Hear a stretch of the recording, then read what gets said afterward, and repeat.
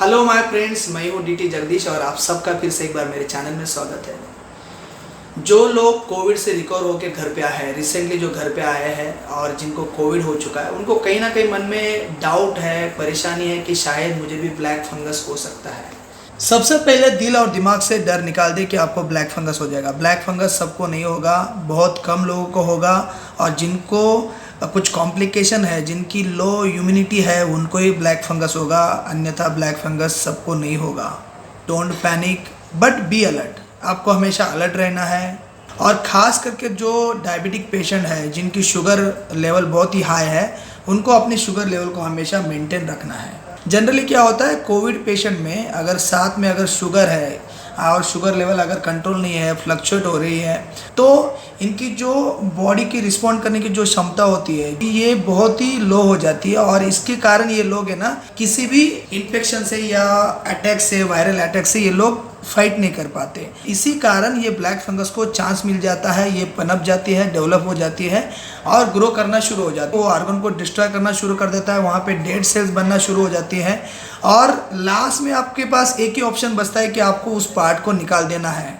खास करके post Covid patient को, जिनकी बहुत ही शुगर लेवल हाई थी और कुछ कॉम्प्लिकेशन थे और जिन्होंने बहुत लंबे समय तक ऑक्सीजन लिया, ऐसे पेशेंट को घर आने के बाद भी कुछ दिन के लिए आपको संभल के रहना है। आपको हमेशा अलर्ट रहना है। हो सके तो चेक करना है कि आपको कहीं फेस पे स्वेलिंग तो नहीं, कुछ रेडनेस तो नहीं, आपको जो विजन है, विजन में कुछ फ़र्क तो नहीं आ रहा है। डायबिटिक पेशेंट में विजन धीरे धीरे ब्लर होता है बट सडनली नहीं होता है। बट आइज़ में अगर ब्लैक फंगस डेवलप होना शुरू होती है तो आपका जो विजन है बहुत रैंडमली डिस्ट्रॉय होना शुरू हो जाता है। बहुत ही मतलब कुछ दिनों में आपको ब्लर विजन स्टार्ट हो जाएगा। आपको हमेशा आपके आइज़ चेक करने हैं, नोज चेक करना है, के ऊपर आपको देखना है कि कुछ पेन हो रहा है क्या। जो साइनस कैविटी है उसको हमेशा टटोलना है कि भाई आपको कहीं इनडायरेक्टली पेन तो नहीं हो रहा है, थ्रोट पेन तो नहीं है। तो इन बेसिक सिम्टम्स को आपको जस्ट चेक करना है डे बाय डे बेसिस पे और आपकी शुगर को डे बाय डे बेसिस पे मेंटेन करना है। और अनदर थिंग, आपको हमेशा हाइजीन मेंटेन करना है। जो भी पोस्ट कोविड डायबिटिक पेशेंट है, घर पे आने के बाद ऐसा नहीं कि चलो मेरा कोविड ख़त्म हो गया, मैं पॉजिटिव आया था, अभी मैं रिकवर हो गया, अभी मैं बिना मास्क के घूम सकता हूँ, बिना हाइजीन के मैं रह सकता हूँ, ऐसा नहीं है। आपको हमेशा फ्रेश और क्लीन एनवायरनमेंट में रहना है। अगर आप घर पे हो तो आपका रूम हमेशा क्लीन हो, जहाँ पे नमी ना हो, ताकि ब्लैक फंगस वहाँ पे पनप ना पाए। आपके सराउंडिंग में नमी होने के कारण ब्लैक फंगस डेवलप हो सकता है और वो ब्लैक फंगस आपको कल जाके तकलीफ दे सकता है। और इनको हो सके तो प्रोटीन फूड खाना है, तो इनको सिंपली इम्यूनी बूस्टर फूड खाने हैं। मैं धीरे धीरे आपको सब कुछ बताऊंगा।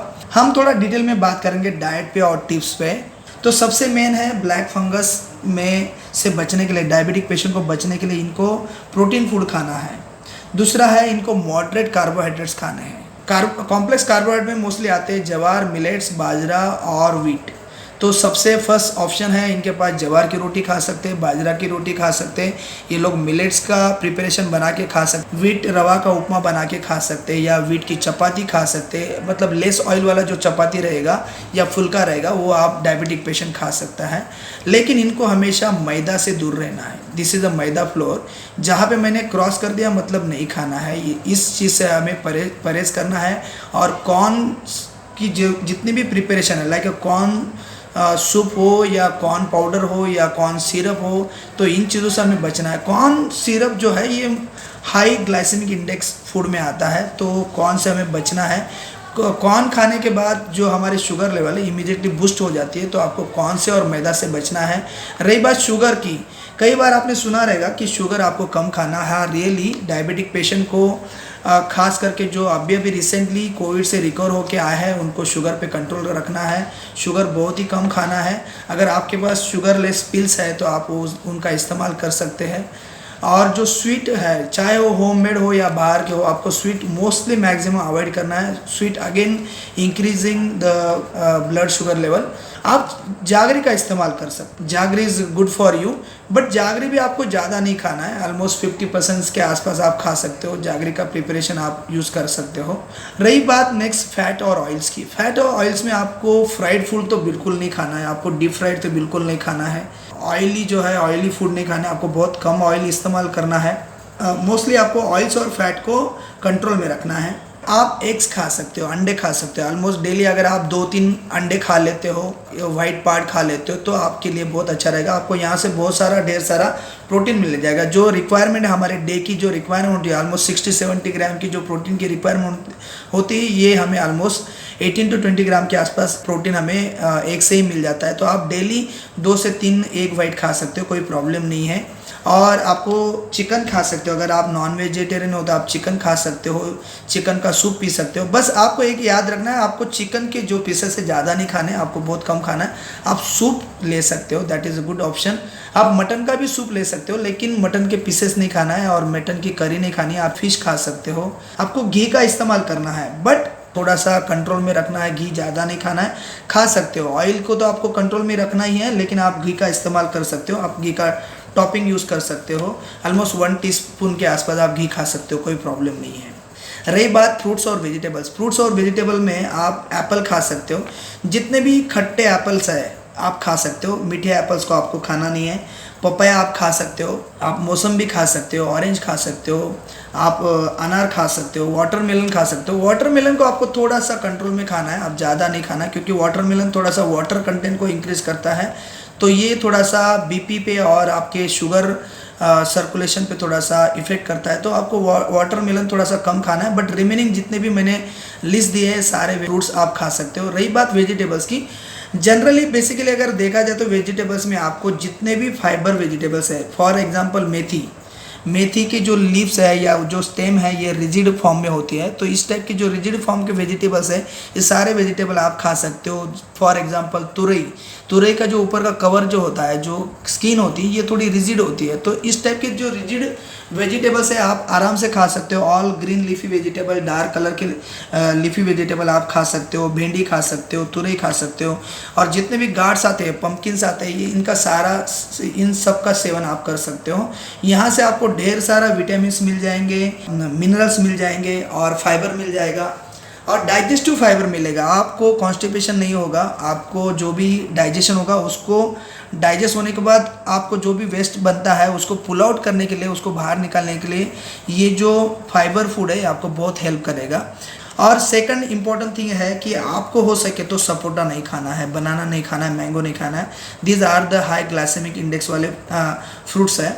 इनको आपको खाना ही नहीं है, इनको हमेशा अवॉइड ही करना है। हम प्रोटीन में थोड़ा सा डिटेल में बात कर लेंगे। अगर आपको प्रोटीन खाना है तो क्या क्या सही रहेगा और क्या नहीं रहेगा। तो हाई प्रोटीन में आपको जितने भी हमारे पास पल्सेस है, दाल है, आप सारे खा सकते हो सके तो आप कवर के साथ खाना है। होल पल्सेस मतलब आपको जो भी पल्सेस खानी है कवर के साथ खा सकते हो। आप ऑलमोस्ट सारे खा सकते हो, लेकिन मैं रेकमेंड करूँगा कि आप हो सके तो मूंग की दाल ज़्यादा यूज़ करें। मूंग की दाल बहुत ही बेस्ट और 100% रिजल्ट देने वाली है।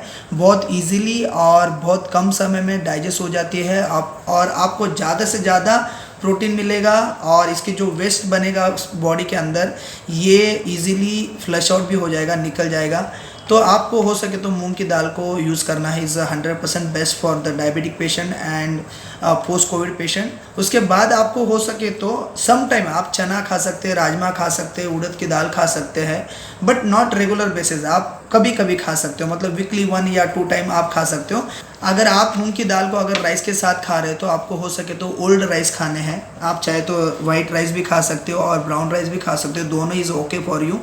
बट हो सके तो न्यू जो राइस आता है मार्केट में, न्यूली जस्ट फील्ड से जो आके पैकिंग होके आ जाता है, जिसे हम न्यू राइस बोलते हैं, वो आपको अवॉइड करना है। जितना हो सके उतना आपको ओल्ड राइस खाना है। इसके पीछे रीज़न है, ओल्ड राइस में मैक्सिमम फाइबर डेवलप हो जाते हैं और वो फाइबर आपके लिए अच्छा रहेगा, क्योंकि डायबिटिक पेशेंट में और पोस्ट कोविड डायबिटिक पेशेंट में फाइबर की बहुत इम्पोर्टेंस ही होती है। तो आपको हो सके तो ओल्ड राइस खाना है। रही बात नॉनवेज की, नॉनवेज में आप फ़िश खा सकते हो। फ़िश में आपको ढेर सारा प्रोटीन मिल जाएगा, is the best source of the protein. उसके बाद आप एग्स खा सकते हैं। मैंने पहले ही बोल दिया, आपको 2 से 3 अंडे आप डेली खा सकते हो। चिकन खा सकते हो। अगर हम ग्राम में कैलकुलेट करेंगे तो आपको ऑलमोस्ट अगर लंच है या डिनर है तो ऑलमोस्ट आप है ना 75 ग्राम से लेके 100 ग्राम के आसपास आप चिकन खा सकते हो। उससे आपको ज़्यादा नहीं खाना है। और चिकन में मोस्टली आपको ब्रेस्ट पार्ट लाना है, ब्रेस्ट पार्ट ही खाना है, बाकी रिमेनिंग पार्ट्स को नहीं खाना है। रही बात मटन की, आप मटन को नहीं खा सकते लेकिन मटन का सूप पी सकते हो, क्योंकि यहाँ से जो हमें ओमेगाज मिलेंगे, जो डाइजेस्टिव फैट मिलेगा सूप के अंदर। देखो हम जब क्लियर सूप बनाते हैं तो ऊपर थोड़ा ऑयल्स जैसा डॉट्स आ जाते हैं, तो ये जो ऑयल्स होता है, ये जो फैट है, ये डाइजेस्टिव फैट है जो हम इजीली कंज्यूम कर सकते हैं और ये हमारे बॉडी के अंदर इजीली डाइजेस्ट हो जाता है। मैंने पहले भी कहा कि आप घी खा सकते हो, बट आप लिमिट में खाना है। आपको ऑलमोस्ट 1 टीस्पून के आसपास घी खाना है, उससे ज़्यादा नहीं खाना है। चीज़ तो आपको बिल्कुल अवॉइड करना है। आजकल सारे लोग चीज़ खा रहे हैं, दबा के चीज़ और पनीर खा रहे हैं, लेकिन पोस्ट कोविड में अगर आपको शुगर है तो आपको चीज़ को अवॉइड करना है, क्रीम्स को अवॉइड करना है, बटर को अवॉइड करना है। आप एज अ टेस्ट थोड़ा सा खा सकते हो। रही बात मिल्क प्रोडक्ट की, मिल्क प्रोडक्ट में आप कर्ड ले सकते हो, बटर मिल्क ले सकते हो। डेली आप 1 ग्लास बटर मिल्क ले सकते हो, कोई प्रॉब्लम नहीं। ऑलमोस्ट 2 से 3 चम्मच आप कर्ड खा सकते हो डेली लंच के साथ। हो सके तो आपको डिनर में कर्ड नहीं खाना है, बटर मिल्क नहीं पीना है, लेकिन आफ्टरनून में या मॉर्निंग ब्रेकफास्ट में आप कर्ड का और बटर मिल्क का इस्तेमाल कर सकते हो। पनीर आप खा सकते हो, लेकिन कभी कभी खा सकते हो, रेगुलर बेसिस पे नहीं खाना है आपको। डायबिटिक और नॉन डायबिटिक के लिए कुछ टिप्स मैंने यहाँ दी है। अगर आप ये टिप्स फॉलो करते हैं तो डेफिनेटली आपको थोड़ा रिलीफ मिलेगा, अपने आप को ब्लैक फंगस से बचा सकते हो। विटामिन ए के लिए आप चाहे तो कैरेट का इस्तेमाल कर सकते हैं। विटामिन सी के लिए आपको तो ऑलमोस्ट पता चल चुका होगा अभी तक कि जितने भी सिट्रस फूड है लाइक लेमन, ऑरेंज, आप इसका इस्तेमाल कर सकते हो। झींग ले सकते हो। झींग आपको मोस्टली फ्लैक्स सीड्स और पंपकिन सीड से मिल जाएगा, तो आप रेगुलर 1 या 2 टीस्पून आप फ्लैक्स सीड्स और पंपकिन सीड का मिक्सचर खा सकते हो। आयरन के लिए आप पोमेग्रेनेट और टोमेटो का सेवन कर सकते हैं। डेली बेसिस पे एक्सरसाइज करने से क्या होगा कि आपका जो बॉडी सर्कुलेशन है, ब्लड सर्कुलेशन, ये अच्छी तरह से मेंटेन रहेगा, आपके लंग्स अच्छे कंडीशन में रहेंगे, आपका हार्ट अच्छा पंप करेगा। और सबसे इम्पॉर्टेंट थिंग है कि आपको पैनिक नहीं होना है, बट हमेशा अलर्ट रहना है। अगर आपको थोड़ा भी डाउट लगता है तो अपने किसी भी फैमिली डॉक्टर से आप कॉल कीजिए, उनसे बात कीजिए, उनसे मिले। अगर आप अर्ली स्टेज पे अगर डायग्नोस करते हैं तो ब्लैक फंगस को आप आराम से हरा सकते हैं। और बस इतना ही, बहुत जल्दी मिलेंगे एक नए वीडियो के साथ। Take care, bye bye.